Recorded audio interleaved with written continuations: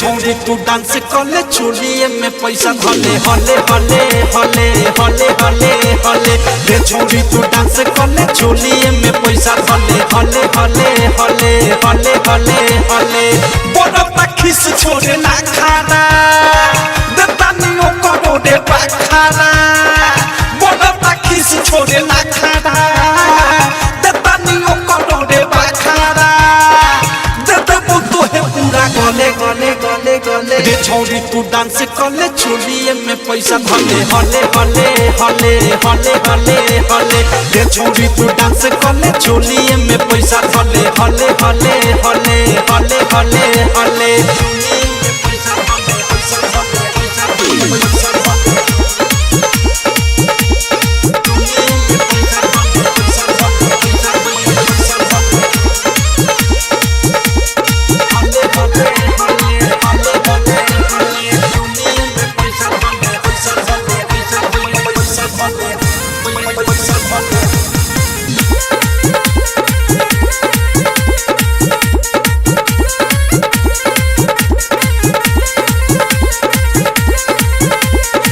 मन छनक गई पानी हम सनक लगे लहे लहे आओ कि है गहे गहे जाओ गहे गहे जाओ मन छनक गई पानी हम सनक लगे लहे लहे आओ कि है गहे गहे जाओ मुहे में धनी 10 टकिया ओइसे धुन नाही नकिया मुहे में धनी 10 टकिया ओइसे धुन नाही नकिया चले चले चले चले रे छोड़ी तू डांस कले चोलिए में पैसा हले हले हले हले हले हले हले रे छोड़ी तू डांस कले चोलिए में पैसा हले हले हले हले हले हले हले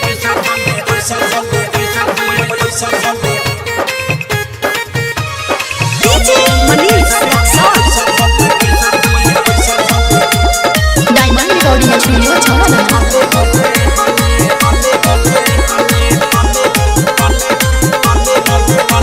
बंगाली तनल बड़ुए दुनाली जदि टनकी जे माथा तो उखाड़ दे हम बाथा बाडे माल बंगाली तनल बड़ुए दुनाली जदि टनकी जे माथा तो उखाड़ दे हम बाथा ओधे से प्रेमी चुमी गाल राइटर पे की विशाल ओधे से प्रेमी चुमी गाल राइटर पे की विशाल देखी चले चले चले चले रे छोड़ी तू डांस कले चोलिए में पैसा हले हले हले हले हले हले हले रे छोड़ी तू डांस कले चोलिए में पैसा हले हले हले हले हले हले हले रे छोड़ी तू डांस कले चोलिए में पैसा हले हले हले हले हले हले हले रे छोड़ी तू डांस कले चोलिए में पैसा हले हले हले हले हले हले हले बड़ा पखिस छोड़े ना खाना दतानियों करो दे पखाना बड़ा पखिस छोड़े ना खाना दतानियों करो दे पखाना दतबो तो है पूरा गले गले गले गले रे छोड़ी तू डांस कले चोलिए में पैसा हले हले हले हले हले हले हले रे छोड़ी तू डांस कले चोलिए में पैसा हले हले हले हले हले हले हले डायमंड रिकॉर्डिंग स्टूडियो छौड़ा दाना।